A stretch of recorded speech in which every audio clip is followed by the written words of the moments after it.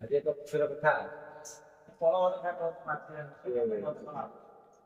ଓଡ଼ିଶାର ରଥଯାତ୍ରାରେ ସମସ୍ତେ ମୋଦିକୁ ଥିଲାବେଳେ ସାରା ଭାରତର ସମସ୍ତେ ଠାକୁର ବଳଦେବ ଦେଖିବା ପାଇଁ ମୋଦିକୁ ଥିଲାବେଳେ ଆଜି ଆମର ବଢ଼େଇପଦା ଭଦ୍ରକ ଜିଲ୍ଲା ଏବଂ ବଢ଼େଇପଦାର ଆଦର୍ଶ ବିଦ୍ୟାଳୟ ଯେ ଯେଉଁ ପିଲାମାନେ ଆସିଛନ୍ତି ଯେ ସେମାନେ ସେ ପଥର ଠାକୁରକୁ ନ ଦେଖି ଗୁଡ୍ ନିରାଶ୍ରୟଆଶ୍ରମର ଯେଉଁ ଅଛନ୍ତି ଜୀବନ୍ତ ଦେବତାମାନେ ସେମାନଙ୍କୁ ଦେଖା କରିବା ପାଇଁ ଅନେକ ବାଟରୁ ସେମାନେ ଗାଡ଼ି କରିକି ଆସିକି ତାଙ୍କ ମନ ଭିତରେ ଏତେ ଉତ୍କଣ୍ଠା ଅଛି ଯେ ସେମାନେ ଏଇ ଜୀବନ୍ତ ଦେବତାମାନଙ୍କୁ ଭେଟ କରିବା ପାଇଁ ଆସିଛନ୍ତି।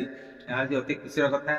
ତେଣୁ ମୋ ବିଚାରରେ ଏଇ ପିଲାମାନେ ଆଜି ଯେମିତି ଭଲ ପାଠ ପଢ଼ୁଥିବାରୁ ସେମାନେ ଆଦର୍ଶ ବିଦ୍ୟାଳୟରେ ଅଛନ୍ତି, ସେମାନେ ଏ ସମାଜ ପାଇଁ ଆଦର୍ଶ କାମ ଏମିତି କରନ୍ତୁ ଯେ ଆଉ ଯେମିତି ବୃଦ୍ଧାଶ୍ରମ ତିଆରି ନ ହେବ। ତେଣୁ ଏ ସମାଜରେ କିଛି କୁପୁତ୍ର ଅଛନ୍ତି ଯେଉଁମାନଙ୍କ ପାଇଁ ଆଜି ବୃଦ୍ଧାଶ୍ରମ ତିଆରି ହୋଇଯାଇଛି। ତେଣୁ ଯଦି ଏଇ ପିଲାମାନେ ଭଲ ପାଠ ପଢ଼ୁଥିବା ଯୋଗୁଁ ଭଲ ଆଦର୍ଶ ବିଦ୍ୟାଳୟରେ ଅଛନ୍ତି, ସେମାନଙ୍କୁ ମୋର ନିବେଦନ ଯେ ଭବିଷ୍ୟତରେ ଯେମିତି ତାଙ୍କ ବାପା ମା ମାନେ ଏମିତି ବୃଦ୍ଧାଶ୍ରମକୁ ନ ଆସନ୍ତୁ, ଆଉ ଯେଉଁମାନେ ଆସୁଛନ୍ତି ସେମାନଙ୍କୁ ବନ୍ଦ କରିବାକୁ ବିଚାର କରନ୍ତୁ। ଜୟ ଜଗନ୍ନାଥ। ଆଜିର ରଥଯାତ୍ରାର ମକଲରେ ଆମେ ଆସିଥିଲୁ ମନ୍ଦିର ବୁଲିବା ପାଇଁ, ହେଲେ ସୌଭାଗ୍ୟବଶତଃ ଆମକୁ ଏ ବୃଦ୍ଧା ମା ବାପା ମାନଙ୍କ ସହ ମିଶିବାକୁ ସୁଯୋଗ ମିଳିଲା। ଭଲ ଲାଗିଲା ସବୁ ଦେଖିକି।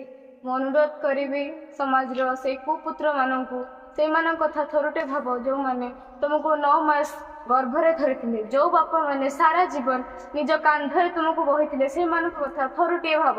କ'ଣ ସେ ସାରା ଜୀବନ ତୁମ ପାଇଁ କଷ୍ଟ କରୁନାହାନ୍ତି? ତାଙ୍କ ବୃଦ୍ଧା ବୟସରେ ଆମେ ଏମିତି ଆଶ୍ରମରେ ଆଣି ତାକୁ ଛାଡ଼ିଦେବା, ଏଇଟା ଭଲ କଥା ନୁହେଁ। ସେମାନେ ହେଉଛନ୍ତି ପ୍ରକୃତ ଦେବତା। ଆମେ କାହିଁକି ମନ୍ଦିର ଦେଖିବାକୁ ଯିବା? ମନ୍ଦିର ତ ପଥର ଦେବତା ବସିଛନ୍ତି। ଯେଉଁମାନେ ଜୀବନ୍ତ ଦେବତା ତାଙ୍କୁ ପୂଜା କରିବା, ତାଙ୍କୁ ପୂଜା କଲେ ଈଶ୍ୱର ଖୁସି ହେବେ। ଯେଉଁ ଆମର ସମସ୍ତ ଲୋକ ଯଦି ବାପା ମା ଖୁସି ହୁଅନ୍ତି, ତେବେ ସାରା ସମାଜ ଆମ ଉପରେ ଖୁସି ହେବ, ସମସ୍ତଙ୍କ ଆଶୀର୍ବାଦ ଆମ ଉପରେ ରହିବ। ଆମେ ସାରା ଜୀବନ ସେମିତି ଖୁସିରେ ରହିବା। ଜୟ ଜଗନ୍ନାଥ।